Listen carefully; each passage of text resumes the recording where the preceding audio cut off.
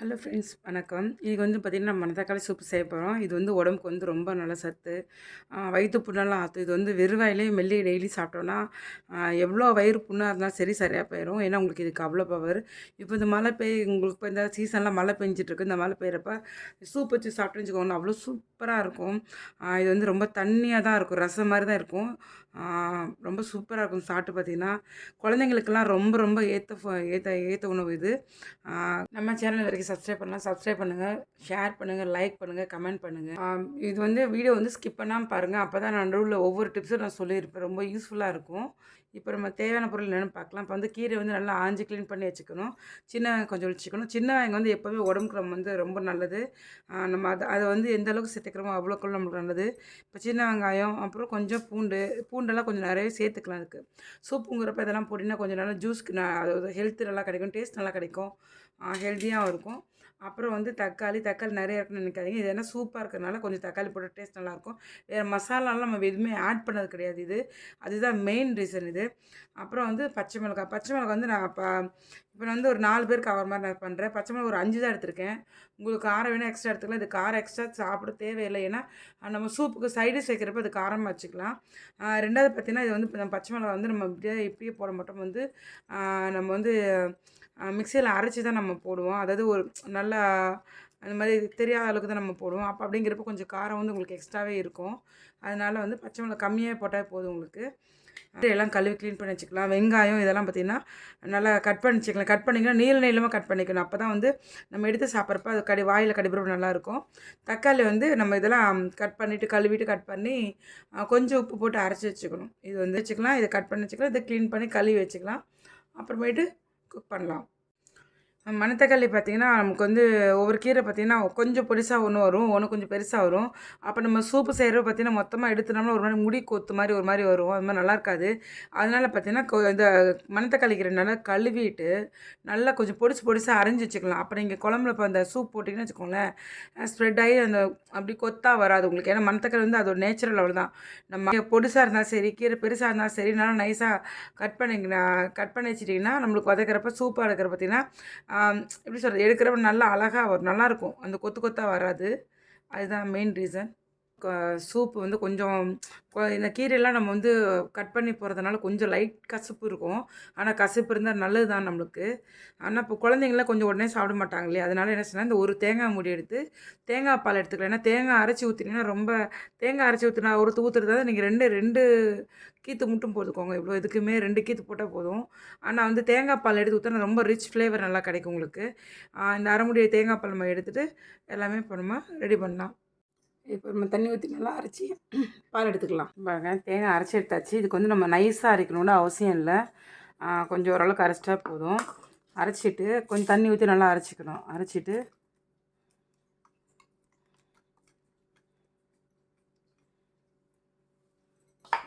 நம்ம சுடு தண்ணி காய வச்சுருக்கோம், அதை எடுத்து நம்ம ஊற்றணும். இந்த எடுத்து ஊற்றிட்டு ஒரு நிமிஷம் விட்டோம்னா ஈஸியாக தேங்காய் பால் டக்குன்னு வந்துடும்.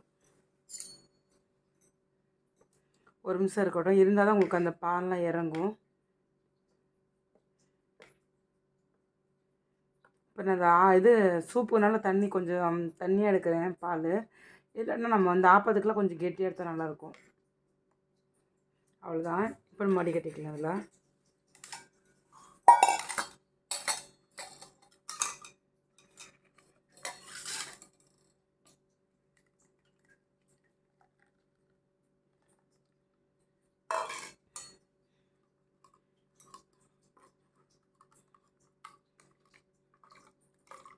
ரெண்டு தடவை எடுத்தாவே போதும். இது வந்து நம்ம தேங்காய் அரைச்சி ஊற்றுற பதிலாக அப்படி ஊற்றுனோம்னா ரொம்ப நல்லாயிருக்கும். கொலஸ்ட்ரால் இல்லாமல் மாதிரி. ஏன்னா இப்போ மணத்தக்காளி சூப்பும் வயிற்று புண்ணாற்றும், தேங்காய் பாலும் வயிற்று புண்ணாற்றும், ரெண்டுமே சேர்ங்குறப்ப டேஸ்ட்டு வேறு லெவலில் இருக்கும். இங்கே வந்து நான்வெஜ்ஜே அதுக்கு தேவையில்லை, அந்த மாதிரி இருக்குது. வெறும் ஊறுகாய் தொட்டு சாப்பிட்டா கூட அவ்வளோ சூப்பராக இருக்கும்.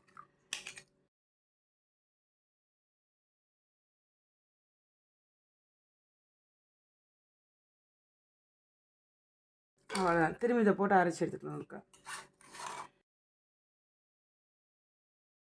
பச்சை தண்ணி ஊற்றி அரைச்சிட்டு சுடு தண்ணியில் நல்லா ஒரு நிமிஷம் ஊற்றி ஊற வச்சுட்டு வடிச்சிருக்கேன்னா தேங்காய் பால் ரெடி.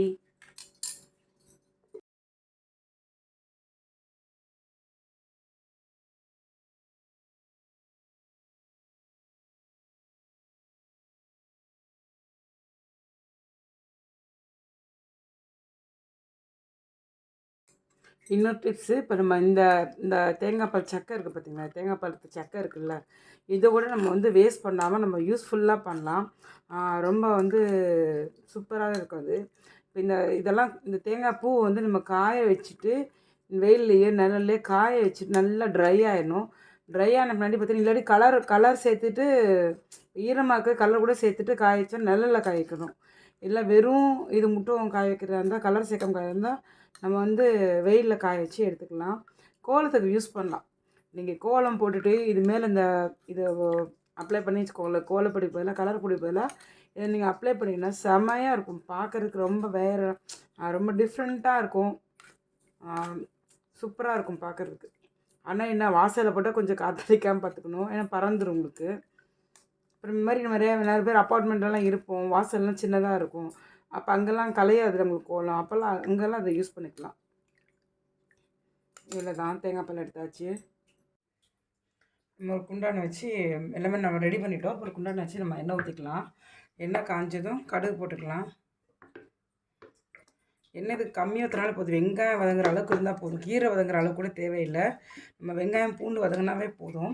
ஏன்னா நம்ம தேங்காய் பால் வேறு எடுத்து வச்சுருக்கோம், அதனால் அதுலேயும் உங்களுக்கு எண்ணெய் அதில் கக்கி வரும். கொஞ்சமாக வெறும் வெங்காயம் பூண்டு வதங்குறதுக்கு இருந்தால் மட்டும் போதும். எண்ணெய் காஞ்சதும் கடுகு போட்டுக்கலாம்.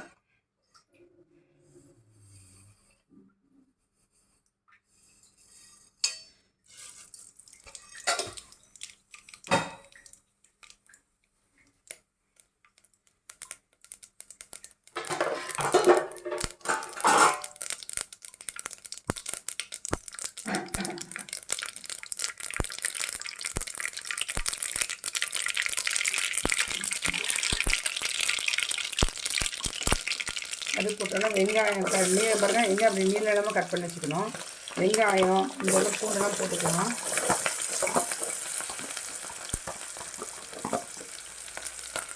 பூண்டு இப்படி நீளமாக கட் பண்ணி வச்சுக்கணும். இந்த பூண்டு இப்படி நீளமாக கட் பண்ணுறதுக்கு நம்ம உளிக்கிறப்ப பூண்டெல்லாம் உளிக்கிற பொடி பூண்டாக வரும் பார்த்தீங்களா, அதெல்லாம் தனித்தனியாக எடுத்து வச்சு இது போட்டால் முழுக்க நல்லாயிருக்கும்.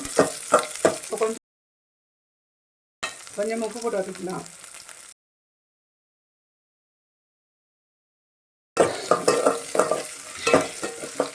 இது வெங்காயம் பூண்டும் வந்து ரொம்ப ப்ரௌன் கலரில் ஆகணும்லாம் இல்லை, ஒரு அரை வதக்கு வதங்கினாலே போதும். ஏன்னா சூப் வைக்கிறப்போ உங்களுக்கு வாயில் கடிப்படுற மாதிரி இருக்கணும், அப்போ தான் நல்லாயிருக்கும். அரை வதக்கு வதங்கினா போதும், வெந்துடும். நம்ம சாப்பிட்றப்ப நல்லாயிருக்கும். உப்பு வந்து இதுக்கு வெங்காயம் பூண்டு மட்டும் தான் நான் போட்டிருக்கேன், ஏன்னா தக்காளி போட்டு அரைச்சிருக்கோம். எதுவுமே பார்த்து பண்ணிக்கணும். அப்புறம் இன்னொரு டிப்ஸு, நம்ம எப்போவுமே குக்கிங் டைம் வந்து ரொம்ப ஈஸியாக சேவ் பண்ணணும்னு வச்சுக்கோங்களேன். ரொம்ப அதாவது சமைக்கிறது நல்லா தான் சமைக்கணும், ஆனால் அதை வந்து டைமிங் வந்து கம்மி பண்ணணும், நல்லா சமைக்கணும் அப்படின்னா இப்போ இதுக்கெல்லாம் இப்போ சூப்புக்கு வந்து தனியாக தண்ணி வைப்போம். இப்போ கழனி தண்ணி வைப்போம். இப்போ நம்ம தேங்காய் பால் எடுத்து வச்சுருக்கோம், இருந்தாலும் கொஞ்சம் எக்ஸ்ட்ரா தண்ணி வைக்கணும்ல, அதெல்லாம் நம்ம தண்ணியை ஒரு அடுப்பில் வச்சுருக்கேன். நான் பாருங்க, கழனி தண்ணி அடுப்பில் எடுத்து வச்சுருக்கேன். இந்த மாதிரி இப்படி எக்ஸ்ட்ரா நம்மளுக்கு வந்து டைமிங் ஈஸியாக சேவ் ஆகும். இங்கே வதங்கடி தண்ணி ரெடியாக உங்களுக்கு வெந்துடும். தண்ணி காஞ்சிரும். அப்போ பார்த்தீங்கன்னா நம்மளுக்கு ஈஸியாக நம்ம அதுக்கு சீக்கிரமே இப்போ நம்ம வதக்கிட்டு தண்ணி அது நல்லா சூடாயிரும், எடுத்து ஊற்றுறப்ப நல்லா சீக்கிரமே கொதி வந்துடும். இதுதான் ரொம்ப ஈஸியான டிப்பு. இப்போ வெங்காயம் பூண்டு வதக்கிச்சு, பச்சை மிளகாய் வந்து இப்படியே மிக்சியில் போட்டு 1-2 போட்டு இப்போ அரைச்சிக்கிறோம். ஏன் மாதிரி அரைச்சிக்கிறோன்னா, கீரை அப்போ நம்ம பச்சை மிளகா கீரை போட்டுன்னு வச்சுக்கோங்களேன், கீரை நினச்சி பச்சை மிளகாயும் கலரும் ரெண்டும் ஒன்றா தானே இருக்கும், எடுத்து சாப்பிட்ருவாங்க. நம்ம பெரியவங்க பார்த்து சாப்பிட்லாம், குழந்தை பிள்ளைங்க நம்மளே பெரியவங்க ஒரு நிமிஷம் வாயில் கடிச்சிப்போம். குழந்தை பிள்ளைங்களாம் பார்த்திங்கன்னா வாயில் வச்சு சாப்பிட்ருவாங்களே, பாவம் கஷ்டம், அப்புறம் காக்கும்ல. அப்போ அதுக்கு பதிலாக இந்த மாதிரி போட்டுட்டோம்னு வச்சுக்கோங்களேன், பச்சை மிளகா நம்ம அளவு கம்மியாக போட்டுக்கலாம், வாயிலையும் கடிபடாது உங்களுக்கு. இப்போ இது வந்து பார்த்திங்கன்னா காரம் வந்து கரெக்டாக இருக்குது. இது வந்து காரம் ஏன் ஜாஸ்தி வைக்கக்கூடாதுன்னா, இது வந்து சூப்பு காரமாக தான் நம்மளால் சாப்பிட முடியாது, நல்லா இருக்காது. அவ்வளோதான். இவருங்க வதங்கிச்சு. இது நல்லா பச்சை மிளகா வந்து கொஞ்சம் பச்சை வாசனை போகிற அளவுக்கு வதக்கணும், நல்லா இருக்காது. இருக்கணும். அடுத்து கீரை வந்து இப்படி கட் பண்ணி வச்சுருக்கேன் பாருங்கள், எவ்வளோ ஃப்ரெஷ்ஷாக இருக்குது பாருங்கள், மணத்தக்காளி கீரை.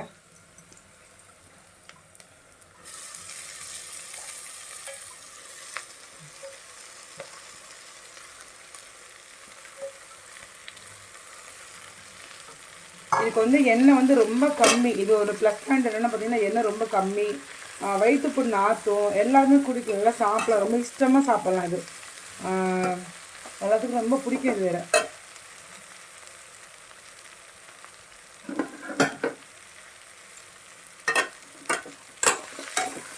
எங்கள் கீரை டக்குன்னு வதங்கின்னு பாருங்கள், எவ்வளோ கீரையாக இருக்குது பார்த்தீங்களா, ஈஸியாக டக்குன்னு வதங்கிடுது. நல்லா ஒரு 2 வதக்கிட்டு நம்ம தக்காளி அரைச்சி வச்சுருக்கோம், அதை எடுத்து ஊற்றிக்கலாம். பாருங்க, ஒரு செகண்டில் அவ்வளோ சீக்கிரமாக வதங்கிடுச்சு. ஏன்னா எல்லாம் கீரை வந்து பொடிசாக கட் பண்ணி போட்டிருக்கோம்.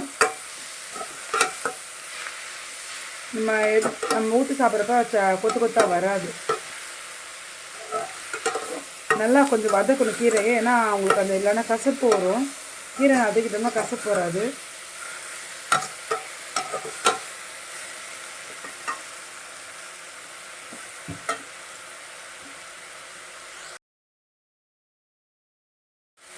கீரை நல்லா வதங்கிடுச்சு. இப்போ நம்ம தக்காளி அரைச்சி வச்சுருக்கோம் இல்லையா, தக்காளி ஏன் தக்காளி வந்து கட் பண்ணி போடலாம். ஏன் அரைச்சி வச்சுருக்கோன்னு போனால் அரைச்சோம்னா ஜூஸ் நல்லா கிடைக்கும் நம்மளுக்கு. ரெண்டாவது பார்த்திங்கன்னா, நமக்கு பிள்ளைங்களாம் இப்போ சாப்பிட்றப்ப தக்காளிலாம் சாப்பிட மாட்டாங்க. அந்த சூப்பாக இருக்கப்போ தக்காளி சாப்பிட மாட்டாங்க. அப்போ என்ன செய்வாங்கன்னா எடுத்து கீழே போட்டுருவாங்க. உங்களுக்கு அந்த தக்காளி எல்லாம் எடுத்து போடுவாங்க. இப்போ நம்ம வீட்டில் நல்லா நீட்டாக க்ளீன் பண்ணி வச்சுருந்துருவாங்க, எடுத்து சொத்துன்னு கீழே போட்டுருவாங்க. அப்போ நம்ம தக்காளி வேஸ்ட் ஆகும், நம்மளுக்கு வீடும் கழிஞ்சாயிரும். இப்போ பார்த்திங்கன்னா இதில் போட்டிங்கன்னா பார்த்திங்கன்னா டேஸ்ட் ரொம்ப நல்லா வரும் உங்களுக்கு. அப்போ அதுனா தக்காளி நறுக்கி போடுறதா கொஞ்சம் நிறையா போடுற மாதிரி இருக்கும். இப்போ இதுனா கொஞ்சம் கம்மியாக போட்ட போடுறேன், ஜூஸியாக இருக்குது உங்களுக்கு. அதுதான் ப்ளஸ் பாயிண்ட்டு. பார்த்திங்கன்னா அது பார்க்குறப்ப லுக்கும் நல்லாயிருக்கும் உங்களுக்கு. அது சூப்னா தண்ணியாக தானே உங்களுக்கு இருக்கணும், வேறு எந்த இது இல்லாமல் இருக்கிறதுக்கு. அதனால தான் இதில் பார்த்திங்கன்னா இப்போ பார்த்தப்ப சூப்பாக எல்லாம் கொச்சோன்னு பார்த்திங்கன்னா வெறும் அந்த கீரை, வெங்காயம், பூண்டு இது மட்டும் தான் தெரியும், வேறு எதுவுமே தெரியாது. நல்லாயிருக்கும் பாருங்க, கலர்ஃபுல்லாக இருக்குது பாருங்கள். இப்போயே தக்காளி பார்த்தீங்கன்னா எப்போவுமே ரெட்டிஷ் கலரில் பார்த்து வாங்குங்க. இன்னும் நான் தக்காளி எப்படி பார்த்து வாங்குறது உங்களுக்கு காமிக்கிறேன். இந்த மாதிரி கலர்ஃபுல்லாக நீங்கள் சொல்கிறீங்க, நிறைய கமெண்ட் பண்ணுறீங்க, கலர்ஃபுல்லாக இருக்குது டிஷ் அப்படின்னு சொல்கிறீங்க. அதுக்கு ரீசன் என்னென்னா, நான் போடுற தக்காளி தான் உங்களுக்கு காரணம். நேச்சுரல் கலர் வேணுன்னா எப்போவுமே நம்ம பொருள் வந்து அது மாதிரி செலக்ட் பண்ணிக்கணும், குக் பண்ணுறப்ப செலக்ட் பண்ணிக்கணும். அதுதான் காரணம் எப்போவுமே. இப்போ நல்லா கொதிச்சிச்சுன்னா உங்களுக்கு நல்லா இதெல்லாம் வெந்துச்சு, தக்காளி வெந்துச்சுன்னு நல்லா கொதிச்சு வரும் பாருங்கள். நம்ம வந்து இப்போ உப்பு போட்டிருக்கோம் ஏற்கனவே, அதனால் இப்போ உப்பு போடக்கூடாது. நம்ம கடைசியில் வேணால் தண்ணியெல்லாம் ஊற்றுனோம்னா நம்ம பார்த்துக்கலாம். பாருங்கள், எங்களுக்கு கழனி தண்ணி அதுவும் அந்த சைடு வெந்துருச்சு. நல்லா கொதிச்சோன்னே இப்போ தேங்காய் பால் எடுத்து ஊற்றிடலாம். அதுக்கு